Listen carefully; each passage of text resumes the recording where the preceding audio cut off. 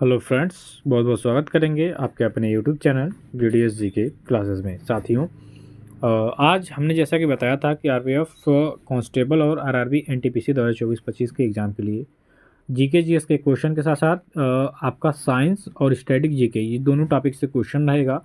तो आज हम स्टार्ट करेंगे सेट नंबर 1 का। प्लेलिस्ट इसका बना दिया जाएगा, ये भी जाके देख लीजिएगा। और डेली ये क्लास अब स्टार्ट होगी हमारे इस चैनल के माध्यम से GDS के क्लासेस पे। तो चलिए स्टार्ट करेंगे फर्स्ट क्वेश्चन से। टॉप 40 क्वेश्चन इसमें सम्मिलित किया गया है, जो काफ़ी ज़्यादा इंपॉर्टेंट है, खासकर प्रीवियस ईयर के क्वेश्चन को भी सम्मिलित किया गया है। तो वीडियो को प्यार दुलार दीजिएगा, चैनल को सपोर्ट करिएगा। फर्स्ट क्वेश्चन है आपका कि ओजोन परत संरक्षण दिवस आपका कब मनाया जाता है। तो साथियों, ये क्वेश्चन काफ़ी ट्रेंड में रहा, 2024 में कई सारे एग्जामों में पूछा गया था। तो ओजोन परत संरक्षण दिवस मनाया जाता है 16 सितंबर को। ऑप्शन नंबर ए इस क्वेश्चन का राइट आंसर हो जाएगा। इसके बाद हम आगे के क्वेश्चन को देखेंगे कि आईने अकबरी के लेखक कौन है। आईने अकबरी में अकबर के इतिहास के बारे में बताया गया है, जिसका उसका ही दरबारी जो नवरत्नों में से एक था अबुल फजल, इसने आईने अकबरी को लिखा था। तो बी ऑप्शन इसका करेक्ट हो जाएगा।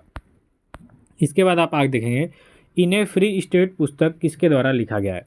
देखिए, आरआरबी कांस्टेबल और एनटीपीसी के एग्जाम में पुस्तकों से संबंधित क्वेश्चन भी आते हैं, उनके राइट बुक एंड ऑथर से। ठीक है, तो इन ए फ्री स्टेट की बात कर लेंगे तो BS नयपाल ने इस पुस्तक को लिखा था। यहाँ पे आपका ऑप्शन नंबर सी करेक्ट हो जाएगा।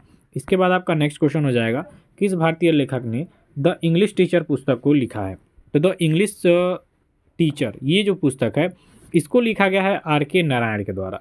तो आप यहाँ पे डी ऑप्शन करेक्ट करेंगे कि जो इंग्लिश टीचर नामक पुस्तक है, इसको लिखे हैं भारतीय लेखक जिनका नाम है RK नारायण जी। तो आप यहाँ पे डी ऑप्शन को करेक्ट करेंगे। ठीक है, देखिए ये सभी क्वेश्चन काफ़ी ज़्यादा इंपॉर्टेंट और सिलेक्टेड हैं, तो आप इस वीडियो के लास्ट तक बने रहिएगा। ठीक है, इसके बाद आपका नेक्स्ट क्वेश्चन है, टाइफाइड से शरीर का कौन सा अंग प्रभावित होता है।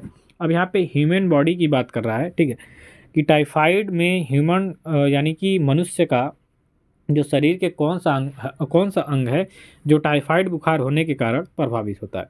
तो ये आपका हो जाएगा आंत। यहाँ पे आपका ऑप्शन नंबर बी करेक्ट हो जाएगा। ठीक है, चलिए नेक्स्ट है, पालक के पत्तों में किसकी मात्रा सबसे अधिक होती है। तो जो पालक का पत्ता होता है, ठीक है, पालक का हम लोग साग खाते हैं, तो इस पालक के पत्ते में सबसे प्रचुर मात्रा में होता है आपका आयरन। तो आप यहाँ पे ए ऑप्शन को क्लिक करेंगे कि भैया पालक के पत्ते में सबसे ज़्यादा मात्रा होती है आयरन की। तो यहाँ पे आपका ए ऑप्शन करेक्ट हो जाएगा। ठीक है, आगे बढ़ेंगे तो आगे के क्वेश्चन में है कि एलिसा जांच किस रोग की पहचान करती है।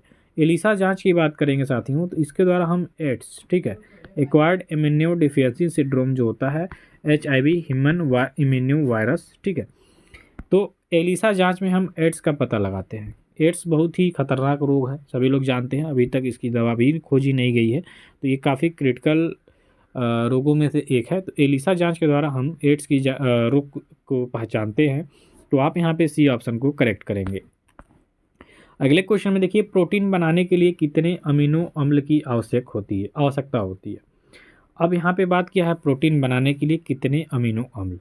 तो प्रोटीन बनाने के लिए अमीनो अम्लों की संख्या होती है 20। तो आप यहाँ पे ऑप्शन नंबर डी को करेक्ट करिएगा कि प्रोटीन बनाने के लिए 20 अमीनो अम्ल की आवश्यकता होती है। तो आप यहाँ पे डी करिएगा। ठीक है, इसके बाद आपका नेक्स्ट क्वेश्चन हो जाएगा कि मानव शरीर में कार्बोहाइड्रेट पुनः संग्रह होता है। तो मानव शरीर में कार्बोहाइड्रेट की बात कर लेंगे तो यह पुनः संग्रह होता है ग्लाइकोजन के रूप में। तो आप यहाँ पे सी ऑप्शन को करेक्ट करेंगे भैया कि मानव शरीर में जो कार्बोहाइड्रेट का पुनः संग्रह होता है ये ग्लाइकोजन के रूप में होता है। नेक्स्ट क्वेश्चन की बात करेंगे, एथलीट को निम्न में से किससे जल्दी और ज़्यादा ऊर्जा मिलती है। तो एथलीट की बात करेंगे जो दौड़ते हैं खेलकूद में, तो इनको बहुत जल्दी ऊर्जा मिलती है कार्बोहाइड्रेट के द्वारा। जैसा केला आपने खिलाया उसमें काफ़ी ज़्यादा कार्बोहाइड्रेट की मात्रा होती है, ग्लूकोज दिया जाता है ताकि तुरंत उनको ऊर्जा मिले। तो यहाँ पे आपका बी ऑप्शन करेक्ट हो जाएगा। ठीक है, इसके बाद है, हाथी मैराथन निम्नलिखित में से किस शहर में आयोजित होता है। तो हाथी मैराथन की बात करेंगे तो ये होता है आपके त्रिचूर में। ए ऑप्शन इसका करेक्ट हो जाएगा कि हाथी मैराथन आपके किस शहर में आयोजित किया जाता है साथियों, तो ये त्रिचूर में होता है। ठीक है, इसके बाद आपका नेक्स्ट क्वेश्चन है, 1975 के स्वर्ण पदक विजेता विश्व हॉकी कप के भारतीय टीम के कप्तान कौन थे। तो 1975 में जो विश्व हॉकी कप का आयोजन किया गया था उसमें हॉकी टीम ने, जो भारतीय हॉकी टीम थी, ये स्वर्ण पदक भी विजित की थी। तो उसके कप्तान के बारे में पूछ रहा है, तो वो आपके थे अजीत पाल सिंह। आप यहाँ पे डी ऑप्शन को करेक्ट करेंगे। नेक्स्ट है, प्रथम एशियाई खेल का शुभंकर क्या था? 1952। ठीक है, भारत में सबसे पहले नई दिल्ली में प्रथम एशियाई खेल का आयोजन हुआ।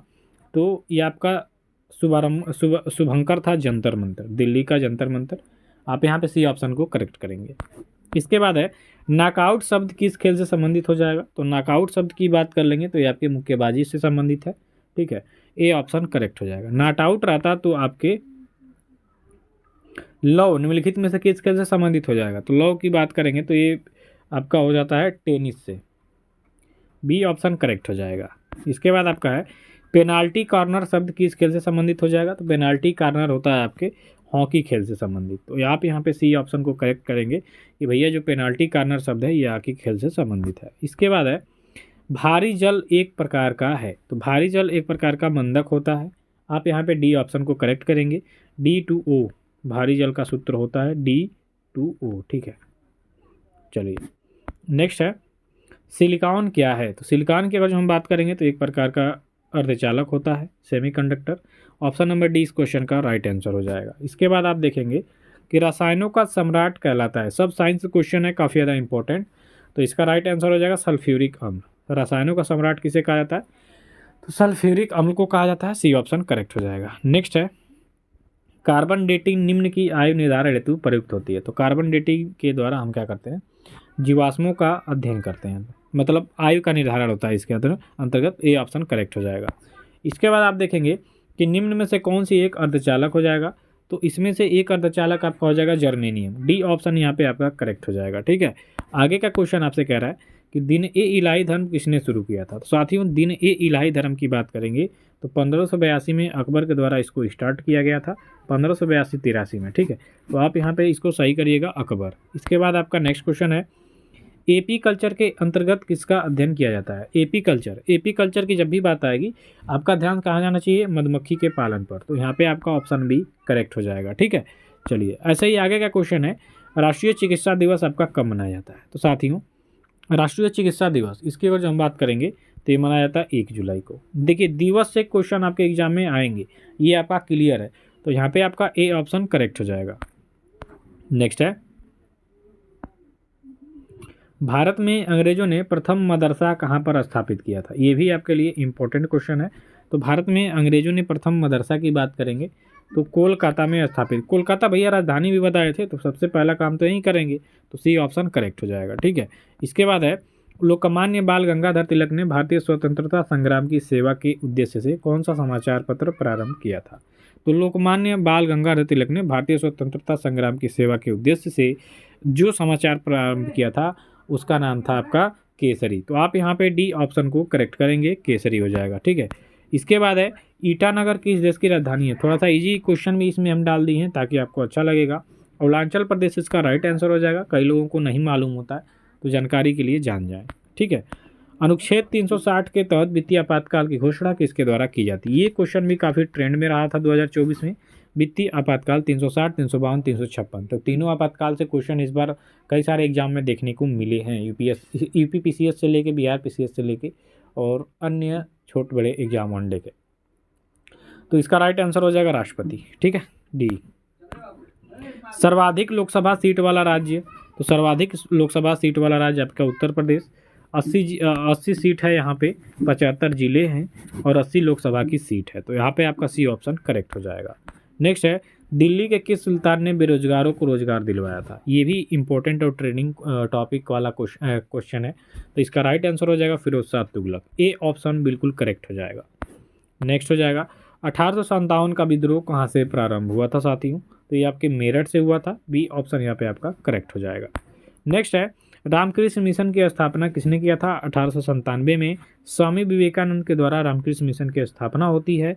ये भी क्वेश्चन आपके पूछा था बिहार PCS में। ठीक है, उसमें डेट पूछ लिया था, इसमें किसने किया था। ठीक है, थोड़ा सा अंतर है। उस्ताद जाकिर हुसैन को किस वाद्य यंत्र को बजाने में विशेषता प्राप्त थी साथियों? तो ये बजाते थे उस्ताद जाकिर हुसैन तबला। डी ऑप्शन यहाँ पे आपका करेक्ट हो जाएगा। इसके बाद है आर्य समाज के संस्थापक कौन थे? तो आर्य समाज के संस्थापक थे स्वामी दयानंद सरस्वती। यहाँ पे आपका ऑप्शन नंबर ए करेक्ट हो जाएगा। इसके बाद आपका नेक्स्ट क्वेश्चन है गायत्री मंत्र का उल्लेख किस वेद में मिलता है? तो गायत्री मंत्र का उल्लेख आपका मिलेगा ऋग्वेद में। वेदों की संख्या है 4 और ऋग्वेद में आपको गायत्री मंत्र का उल्लेख मिल जाएगा। इसके बाद है भारत में पर्यावरण संरक्षण अधिनियम कब पारित हुआ था? तो भारत में पर्यावरण संरक्षण अधिनियम की बात करेंगे 1986 यानी 1986 में इसको पारित किया गया था। ए ऑप्शन यहाँ पे करेक्ट हो जाएगा। काजीरंगा राष्ट्रीय उद्यान आपके किस राज्य में स्थित है? तो काजीरंगा की बात करेंगे तो ये आपके हो जाएगा असम में। बी ऑप्शन यहाँ पे आपका करेक्ट हो जाएगा। काजीरंगा राष्ट्रीय उद्यान आपके असम राज्य में स्थित है। इसके बाद है उज्जैन किस नदी के किनारे पे स्थित है? उज्जैन की बात करेंगे तो वहाँ महाकालेश्वर मंदिर है, ये आपके क्षिप्रा नदी के किनारे स्थित है उज्जैन। सी ऑप्शन करेक्ट हो जाएगा यहाँ पे। नेक्स्ट है महावीर स्वामी का जन्म कहाँ हुआ था? महावीर स्वामी 24वें तीर्थकर थे आपके जैन धर्म के, वास्तविक संस्थापक भी माना जाता है। और इनका जो जन्म हुआ था आपके कुंडग्राम में, वैशाली के कुंडग्राम में। यहाँ पे आपका सी ऑप्शन करेक्ट हो जाएगा। भारत के किस राज्य में समान नागरिक संहिता लागू है? तो ये आपके गोवा में हो जाएगा। ऑप्शन नंबर डी इसका बिल्कुल करेक्ट आंसर हो जाएगा। ठीक है,